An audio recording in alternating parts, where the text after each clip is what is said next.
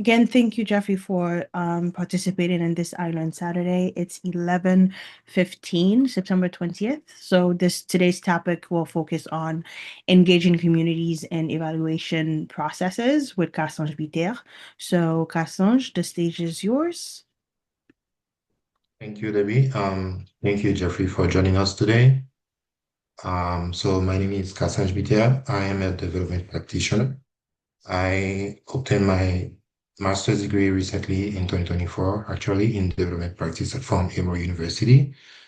And in terms of work experience, I have like 7+ years of work experience working with different organizations in Haiti, in the US as well, and other parts of the world.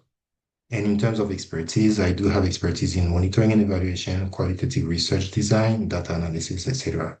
So this is just a little bit about me. And for today's session, we have an agenda that looks full, but I think it's pretty simple in terms of like the content of the slides that I have today. So I'm going to briefly discuss what evaluation is, because the purpose of this training today is engagement of communities in evaluation. So just to put more context, I will briefly talk about evaluation. We're going to talk about why we should engage communities in evaluation, how to do so, and I'm going to be using like a case study of an evaluation I did in Côte d'Ivoire. And I will talk about the role of communities in data collection, their role in data analysis, and how to share results with the communities as well. And briefly talk about like two other tools that program staff or people or evaluators can use to engage communities in evaluation process. And we'll have a Q&A session at the end so people can ask questions, and like if something wasn't clear enough for someone, they can actually ask the question at the very end of the session as well. Or you can put the question in the chat too as we are going along. If there's something I can just answer, I will do so.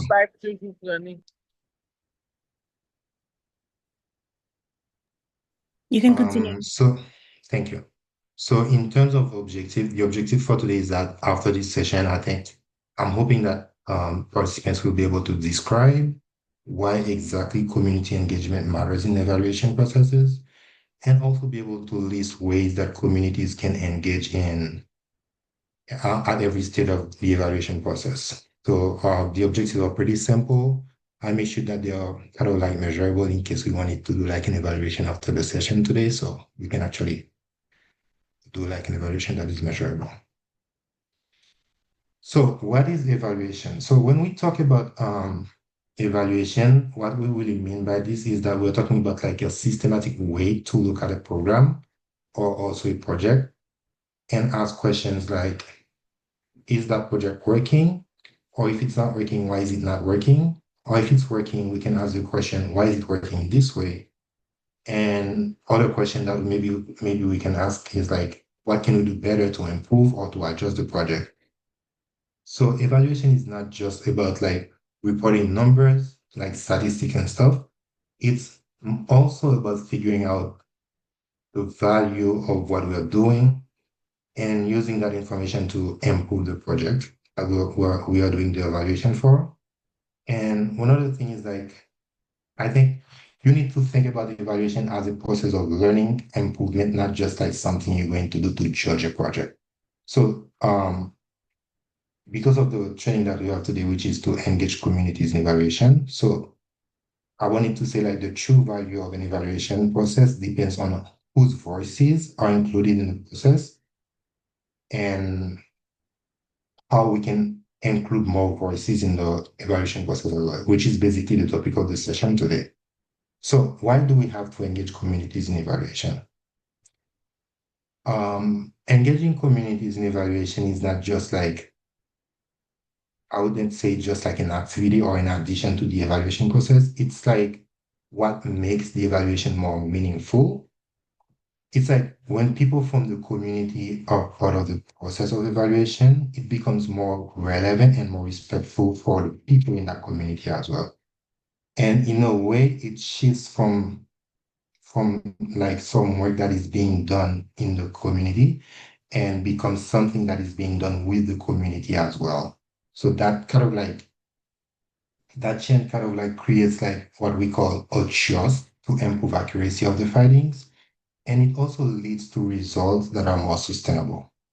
So one more thing here is that disengagement shouldn't really start only when you're about to do evaluation. I really think that engaging communities at the very beginning of the project, by that I mean like when you're designing the project or the program, engaging communities since there actually gives not only meaning to your evaluation, which is going to be done at a later stage, but it also gives meaning um, it also gives meaning to the project as a whole. So when community helps shape a project from the very start, what happens is like they feel more ownership, and that ownership makes them more committed to the project and makes the program more like a little stronger and more sustainable. So the question now is, how do we build this foundation to engage communities in evaluation? So the first step to do that would be to understand exactly that community members are like experts in their own lives. They know what would work and what would not work in their context. So you have to engage them just because they are the only one that can give you like certain information that maybe you were not even thinking about. So one good way to begin this engagement is by setting something that we might call an advisory group or a panel, where community voices can guide the process of evaluation and also can guide the process of how a project is being implemented as well. But it's not the only way to do so. Every community is different, and there isn't like a one-size-fits-it-all approach for that. So the key is to be flexible and find the methods that can make the most sense for the community or for the people you're working with. So far, is there no question for this part?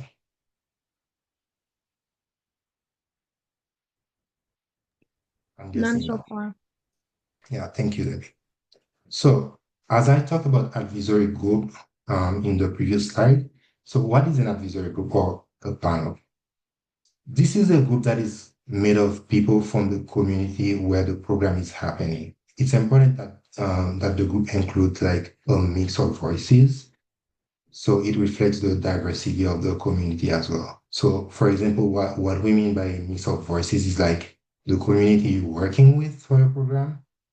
They have different genders. You have to include all type of genders in that advisory groups, so you can have that the same diversity of your community is represented in the advisory group or panel as well. So the role of an advisory group is to kind of act as a bridge between the evaluation team and the people that are on the ground, meaning the community. And most of the time, you might hear program staff refer to advisory group as what we call gatekeepers. So what they do is that they make sure that the local perspectives and knowledge are included in every part of the process of the evaluation as well. But different organizations may call these groups by different names. Like you can hear youth panels, you can hear some organizations call them champions or community boards, but the purpose is always the same. They are bringing like the community's voice into the work that is being implemented or into the work that is being done. So to go a little bit deeper in the role of advisory group, I would say that they kind of ensure that the evaluation activities are well implemented. First, they help you or they help us as evaluators to define who exactly the evaluation is for, what groups we are working with, or the population we are working with, or the population that is being served. They also choose the right approaches, not like they choose, but they help us choose the right approaches or methods and to make sure that our approach for the evaluation fit the culture and the context of the community as well. They are they are considered as key in keeping the evaluations culturally relevant to the community. And this means like the way questions are asked or designed and how activities are asked or designed are done with respect of the local norms and the traditions of that community as well. They also help us to build trust with the community. Again, as I said earlier, they act as gatekeepers between the evaluation team and the community as well. And finally, they can also support the data collection by offering insights, helping us with like some type of logistics, and sometimes even serving as data collectors themselves. But for this part, I would actually say you should be really cautious about it because sometimes if you're involving someone or members in the advisory board or panel in the evaluation process to collect data for you, there might be some bias. So you should be really careful when you like selecting your data collectors. But to kind of like better extend this part, the importance of like their roles in the evaluation process, I'm going to use like just an example, just a random example. Let's say that you're doing an evaluation in the Muslim community where social norms and traditions are very strong. An advisory group in this setting could make sure that evaluation activities respect the religious practices of that community as well. For instance, like if you're scheduling interviews with people from that community, they will help you to schedule the interviews around prayer times, like meaning like not scheduling it around prayer times, but like to be respectful of the prayer times of the participants as well. Or just to ensure that the gender norms are respected in the application process. And also, one other thing they can help you with is that they could help you identify trusted community members to collect the data, making sure that the participants feel more comfortable sharing honest responses without any fear that their input might might be like cause harm to them or exclude other people, type of thing. So just like you have the advisory board to help you design everything, every part or every step of your evaluation process to respect every context, every little context, every culture or every tradition of that community that you're working with. So for the remaining part of this session, or just before I go there, is there no question here so far? Everybody's okay with all the information that I provided earlier?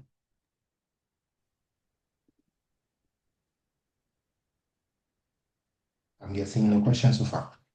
So for the remaining part of the session, I'm going to use the example of a VSLA program that I evaluated in Côte d'Ivoire. And the reason why I'm doing it is because I think this example will help make it clearer what it really means, like what it really means to include or engage community members in evaluation. So just for context for now, a VSLA or Village Saving Loan Association is like a simple community-based saving groups. Mostly people come together. I would say mostly women, not just people.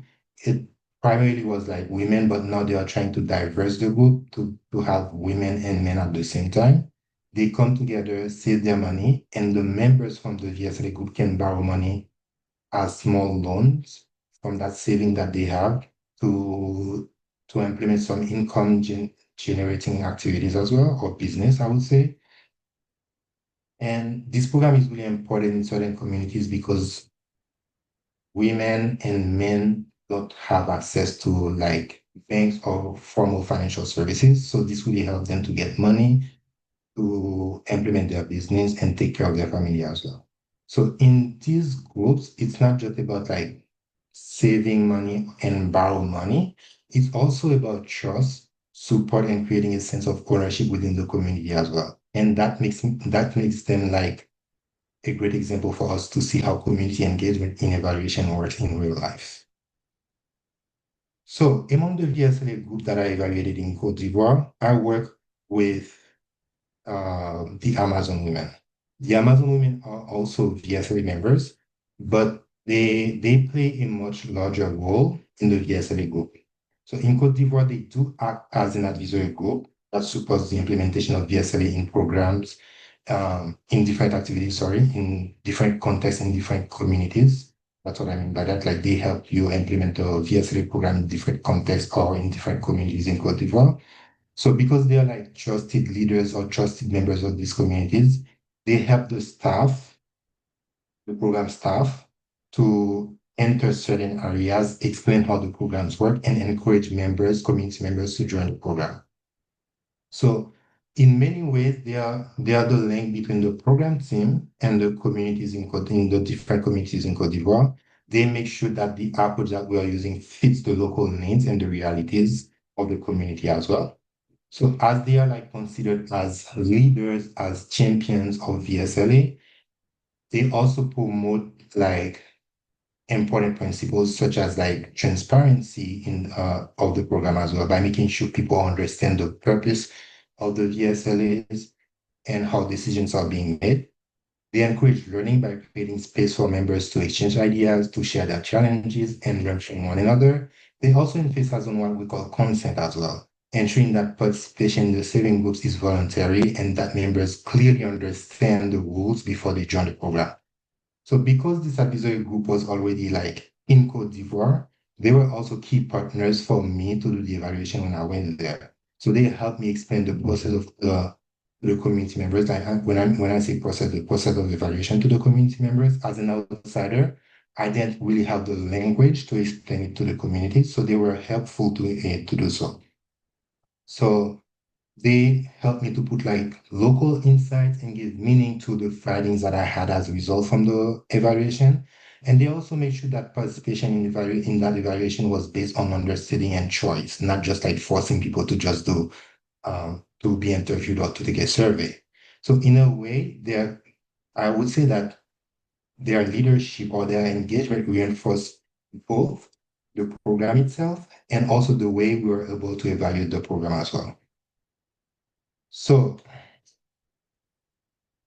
maybe now you're wondering, okay, I understand the part that the Amazon women help you to enter the communities, to talk to people, to understand exactly what the process is about, to understand exactly what you intend to do with the evaluation. But you're wondering as well, are they going to be part of the data collection? So of course, they are going to be part of the data collection as well. And how are we going to engage them in the data collection?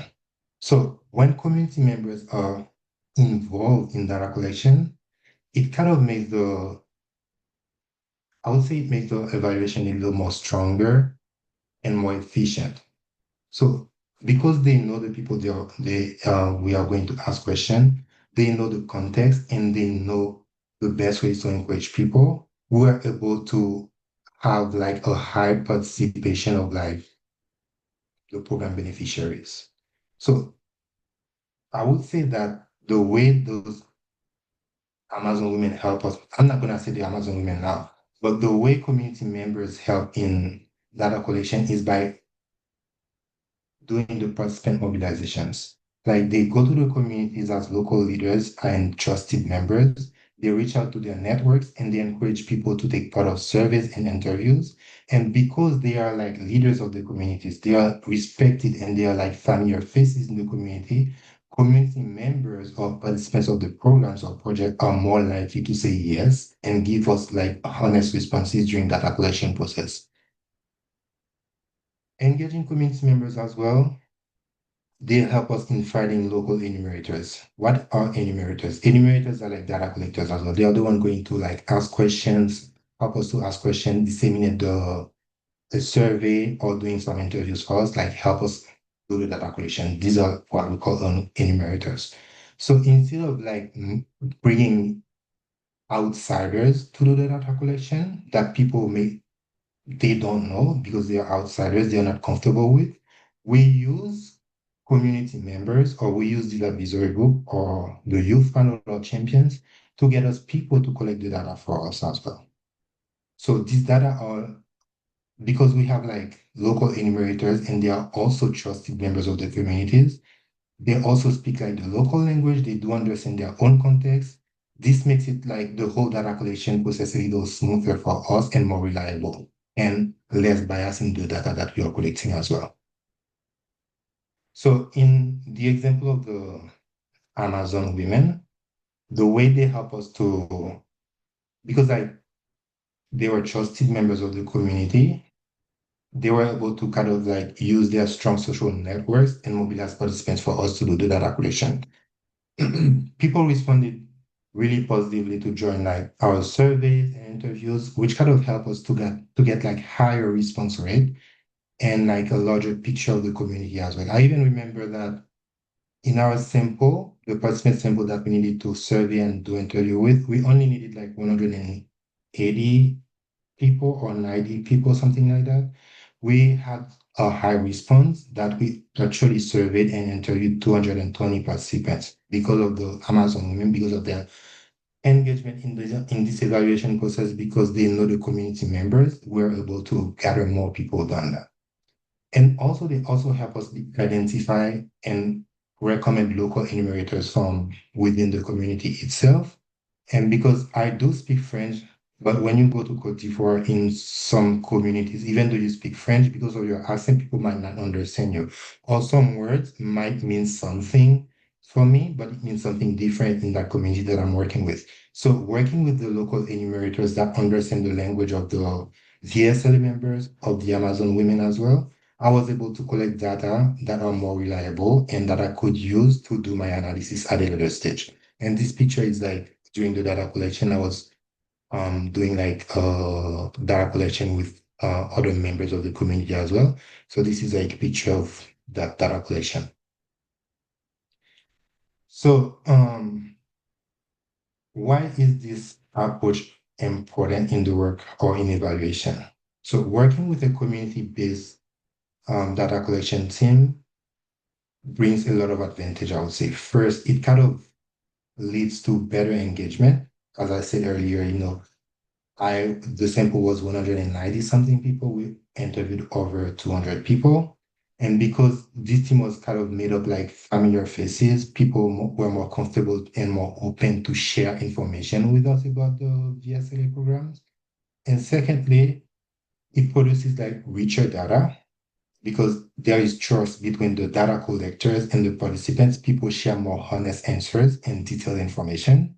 This kind of gives us more insight in what we have to like insight in like the indicators that we needed to collect data for actually. And as outsiders, maybe we wouldn't have that rich information if we were the one to collect the data ourselves. Of course, we were there with the other enumerators as well, but because we have local people with us, they were more willing to share information with us as well. And third is support sustainability in a way that because you train local enumerators and involve them in the evaluation process, what we leave behind is like people with skills and experience that can be used at future monitoring and evaluation as well. And this way, the community benefits more than just like an evaluation process, but they also get skills and experience that they can use at a later stage for still maybe the same program or maybe for another program as well. And now, there is after the data collection, there is also the data analysis. Why it might become a little more complicated to decide to engage community members in data analysis is because, to do data analysis, you need certain technical skills. There are specific software maybe you would need to be able to use to do the data analysis. For example, you're doing a qualitative data analysis. You need to understand how to do a code book. You need to understand how to, do like thematic coding and stuff like that. But most of the time, community members or the advisory group might not have the skills to support the data analysis. But however, you still need to engage them in this process as well, in the analysis phase as well. So one way to do that, and one way we usually do that is through data validation. This is like when we share the findings from the data analysis with the community, and they can confirm whether these results reflect their realities or their real experiences. And if something doesn't make sense to them, that gives us a signal that we have to revisit or adjust our interpretation of the data. And the secondly is also empowerment. When communities are part of the analysis process as well, when you do the data validation, or you might do like a community workshop or a focus group with them, it becomes like a shared story with them. Like people see themselves in the results, and that creates like a richer or more complete understanding of what's happening and why it's happening. And this step really, this step is kind of like really important as it kind of turns evaluation into, I would call it like a two-way process, maybe. It's not just like the evaluators interpreting the data now, but the communities also are shaping and giving meaning behind the result that you do have right now. And okay, so there are like as I talked earlier about data validation, there are like a few ways you can involve communities in looking and making sense of the data, which is like still the data analysis process as well. One of the one of the ways, like by focus group discussions, where sometimes we share the early result of the evaluation with the community leaders or the advisory group as well. And we ask them what they think about this result. This kind of help us to kind of like check what the finding means to them and see if it kind of links to what we use as assumption or interpretation as well. And in other ways, like through community workshop, we can use like visual charts, maybe. You can use some drawings, some storyboards to show the data in a very clear way, I would say. Then we ask people to talk about what the results mean to them as well in their kind of like real life experience. But one thing you should really pay attention to here is that you should consider the audience you're working with. For example, if the literacy level is low, and you're doing like a community workshop, you should kind of avoid text-heavy shots because it won't work. They won't understand exactly what it means. Sometimes you can use like a picture, you can use certain like simple stories. Sometimes, in my previous experience, we do what we call a vignette, which is like when you tell a story and then you ask them question and to see if the data relate, if the result you get from with the data relates to their real life experience or relate to their context, the context of the community as well. And a third way is participatory data review. But for this part, they mostly do it with like certain stakeholders with high literacy level, where you have them review the draft of results and give us feedback. Sometimes you're not able to use this process with people or community with low literacy. And that's why we do the community workshop and you use pictures to do that and tell some stories as well. But for the third one, I would most likely recommend that you do it with stakeholders with high literacy level as well. So, in the context of the VSLA evaluation I did, we also involved the Amazon women again during the analysis stage as well. Their role was like to help us make sense of the data that we had. For example, I remember um, one of our indicators showed that in some places, loan repayment from those VSLA groups were very inconsistent. At first, we had the numbers, but we couldn't really explain why the repayment was inconsistent. But when we talked to the Amazon women, they told us that certain members who could not pay their loan, they used to live in areas that were going through like major construction and urban development projects as well. So because of that, they destroyed so many buildings in Cote d'Ivoire. And most of these buildings, the SLA members own their personal business there. So because they destroyed their building, they didn't have like a steady income, which result in not paying their loan back or not being able to pay their loan back after that. So that's why it's important to kind of do the data validation because certain data you might give them an interpretation, but in the real life it means something else. So that's why you need to go back to the community and present your data again and ask them some questions to really to better understand uh, the data. And I think I have one last, yeah. So we also need to engage them in the dissemination part.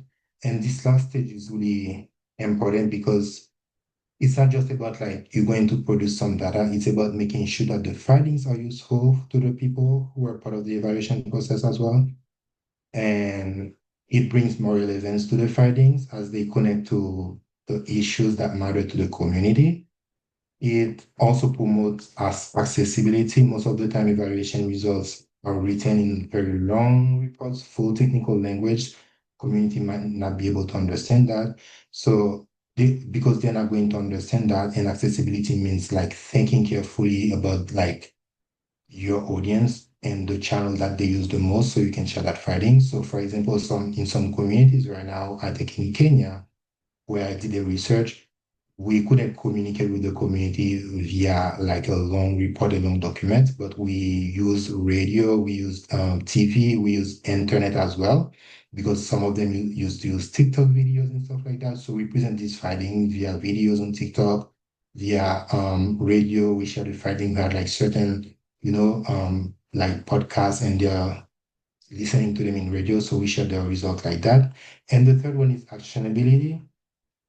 like, the findings are like very powerful and they can lead to certain actions. So actionability in this means that you need to present results in a way that helps the community use that information, maybe for some advocacy, maybe to look for more money to promote their program and stuff like that. So they just need that data to kind of like lead it, use it as a knowledge, I would say, that can lead to actions later. So I would say that dissemination with community engagement turns evaluation into more than just like a practice or just like a process, but it turns into like an activity that we do together to bring more awareness, to bring more relevant information, to improve communities, to improve programs, etc. That's what I would say about the dissemination, and that's why I think it's really important to also engage communities from the very beginning of the process evaluation to the very last part of the process evaluation as well. They should always have access to this information, and they should always be able to use it as long as they want to promote for a better life or a better, result in their community. And my very last slide for this session is I wanted to talk about other approaches that maybe people can use. One of them is participatory rural appraisal. This is like a method that allows communities, especially in rural areas, to analyze kind of like their own situation and share their knowledge. For example, people might draw like community maps, use like ranking exercise maybe, or timelines to show how things have changed over time. And there's also the most significant change. It focuses on like collecting stories of change from community members. And instead of just like members, we ask people to share like, I'm sorry, it's not in terms of members, in terms of numbers, we ask people to share the most important change that they have experienced as a result of the program. So these stories are like discussed and analyzed later with the community and the project staff. And the process helps us to highlight certain impact in a way that is kind of like personal, meaningful, and grounded in lived experience of the community as well. I think this is my last slide for as content, and I do have like certain resources. And because I'm going to share this slide later after this presentation, you can actually um, click on the different resource here to have more information about how you can engage community in your process evaluation process, sorry. And now we are at the very end. Is there any question I'm willing to answer? Debbie, over to you. You know, I always have questions, but if Yeah. anyone else, I guess like have any questions, Manushka, or Jeffrey, if you guys have any questions, probably to drop it in the chat or raise your hand to or unmute yourself to ask the questions. But for now, I guess like I guess the easiest question I have would be like, why is community participation in monitoring and evaluation essential for program success? It is essential for program success because, as I said during that presentation today, sometimes, not sometimes, most of the time, when program staff are working on a project or with a community, they don't really know everything about that community. So you need to engage someone who is living in that community, who knows about like the local knowledge, about the local context of that community to help you define your indicators. What will you want to measure during the project or during the evaluation? What change are you expecting? How can we work together to bring that change in the future? So this is why it's really important to have members from that community directly to help you do all that. And that's one thing, that's one part. The other part is like most of the time when the projects are being implemented or when an activity is being done, you need to also take into consideration like certain practice in that community. For example, when I was doing the data collection in Kenya as well, although we had like local enumerators to collect the data, but we were going to implement the research there. I had to dress in a way that is respectful to the community I was working with. Mm. And if I didn't dress that way, I wouldn't be able to enter that community. So this is why it's important to have like members from that community that you want to work with that can provide you with information that is really important and valuable for the community to trust you and to be comfortable to answer some questions and to be comfortable to be part of your project or your program as well. I love that. And Yeah. I mean, you've kind of like touched base on the aspect of like integrating yourself into the community. That Yeah. way, not only are you trusted, but like they can insert their voices in the collected data and probably influence like decision making. So I guess like maybe challenges and some barriers, like what are some common challenges that you've experienced in Kenya or Cote d'Ivoire, or even here in the US as well as in Haiti, um, while engaging with community? Well, one of the challenges I would say is mostly about incentives, to be honest. Most of the time, even though community members want to talk to you or you're being, I mean, you have gatekeepers to kind of like ease the relationship between community members and the program staff because you're using their time, people are working, they have to take care of their kids or they have to go to their business. Sometimes when you need to talk to them for interview or data collection, they would ask you for certain like incentive as well. So most of the time we don't want to give people money because that might bias your data. People might want to participate in your evaluation process just because they know they are getting money. So most of the time what we do, we give them refreshments or we might pay transportation for them. There are like other benefits they will get out of their participation in your activities or in your evaluation process as well. The other challenge might be sometimes it's around language because like Kenya has over 60 languages. So even though someone might be from the community, and asking someone questions, but they do have like different dialect they use. So you can still have challenges in terms of language, in terms of to communicate with the person. That's one thing. And there's also like how you may feel personally around their culture or practices. I remember one thing that triggered me one day. Um, I reacted and people could tell that I was not comfortable. Is I was asking questions about GBV, gender-based violence.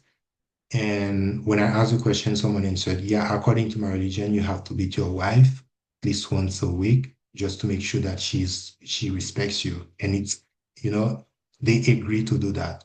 And I was shocked when they told me that, and people could see my reaction. So I had to pause, reflect on myself, and understand that I'm in a community that is different than what I understand or what I believe in. So I could continue the data collection process and not bias the data that I was collecting. So I had to reflect on myself. So these are the challenges that I faced, I would say. I can understand why you were also taken aback because even Yeah. I'm taken aback. Yeah. Like what? Yeah. Um, And your reaction can also trigger another reaction for the participant as well, because they might not want to provide you with more information too. mm, And something else that is important that I should have mentioned is that when you're talking to mostly women that are survivors of GBV as well, you mhm. need to pay attention to the questions that you're asking them. You shouldn't ask them questions about their experience, but experience of the people in the community. And Like you always remind generalize them, it. yeah, you always remind them not to use their personal information because that can also trigger some type of trauma as well during the data collection. And you Hmm. don't want that to happen. And also you have to be prepared if someone get triggered uh, because of previous experience, you should have certain pathways to help them, like suggest that they go to see like a therapist. And for that, we usually prepare like we map out all the services in their areas with phone numbers, address, who they can reach out to talk to about certain experience they had in the past that they still have trauma about. So we go prepare for that too, most of the time. It depends on the context you're doing the data collection for. No, like that makes sense. And as you said, probably I wanted to add on, like one context when it comes to data collection is um as you said, being mindful of the questions being asked. Because one question that I've realized within the Haitian community is when you're being inclusive with gender inclusivity, is that the community, because we are very religious based and very like traditional. they don't necessarily favor questions that includes like, are you like, non-binary? Are you like a part of the LGBTQ communities? Like they don't necessarily favor that. And just, I guess, like just being mindful of the context of the culture that you're going to Exactly. to E- basically collect data from. Exactly. And that can still be like another issue because some of the time it depends on in the context you're doing the data collection for. But for example, I was doing monitoring and evaluation for an HIV program in Haiti. Mm-hmm. And one of our indicators is to kind of like collect data from men having sex with men. And in Mm-hmm. order for you to do that, you have to ask them the question as well. So most of the time, we will be uncomfortable asking someone questions like that because they would feel offended sometimes, and you Mm-hmm. don't want to trigger your client either or your participant either. So what we do is that we explain like different ways that people can contract HIV, and we ask them to talk about their experience. If they give us this information, that's when we would collect the data, but we're not going to ask them the question directly. Mm. Yeah. Okay. Does So I anyone understand, I else? understand exactly what they would feel triggered when you ask questions about being non-binary, being Yeah. gender inclusive in Haiti. Yeah, I understand that part. Does anyone else have any questions? Probably they wanted to unmute themselves and ask the question.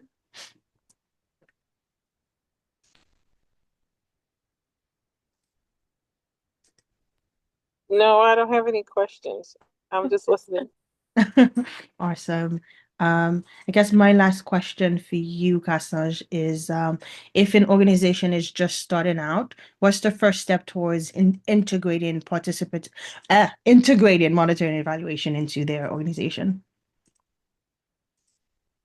Well, I think monitoring and evaluation, not I think, it's really important to integrate monitoring and evaluation at the very beginning of your program implementation or your program design. And the way you can do that is it depends on the project and the community you're working with and the data that is available already. You might need to collect some preliminary data about the project and from the community that you want to work with that we call an assessment. There's something else before assessment and I forget the name. But it's an assessment, community assessment, sorry. You should do like a community assessment. So from that community assessment, based on the result that you get, you will be able to kind of like define certain indicators to implement your project. But before you define these indicators, what you need to also do is go to your gatekeepers from people in that community, build a relationship with them, build your advisory group, build your panel with people from that community, Mm-hmm. and involve them in the design of indicators for the program, and even involve them in your theory of change, your logic model.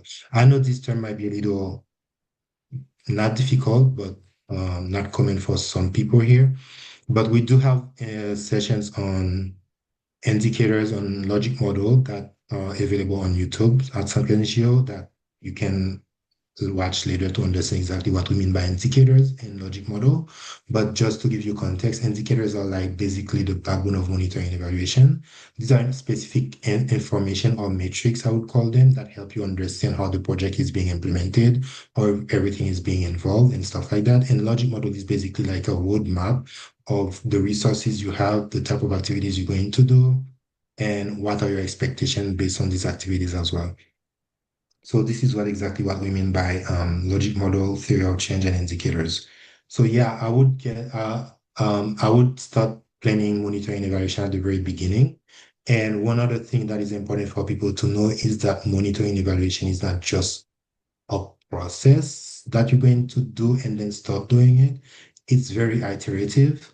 You are planning your project, you have your monitoring and evaluation system implemented, but you can always go back to it to bring change if you need to bring some change in it. Or, like whatever adjustment you need to do in your monitoring and evaluation system, you can still do it as your project is being run. And that's why it's important for you to do like the needs assessment or community assessment, and as you're collecting data, you can see like, okay, what's working and what's not working, and how you can improve that, and what indicators you need to you need to stop tracking, and what indicators additional you need to put in your monitoring evaluation system to better understand how your project is being implemented. Great, thank you. And to close off again, wanted to thank everyone that joined us today, and to also mention that not only can you find past monitoring evaluation session on our YouTube link that was dropped in the chat, but we also have 4 last iLearn Saturdays for the rest of the year, and 1 last monitoring evaluation next month with Cassange. And then we have 3 sessions focusing on grant readiness, future donor, funder and donor communication, as well as building a template for your grant seeking efforts. That will be led by Daphne Jean. So if you guys want to participate in these sessions as well, also sign up, and we will be sending the recorded and presentation either later on today or come Sunday or even Monday. If there's no more questions, we will close out for today, and we hope that you enjoy the rest of your day. Thank you, Debbie. Thank you, everyone, for being there today. All right, then. Bye.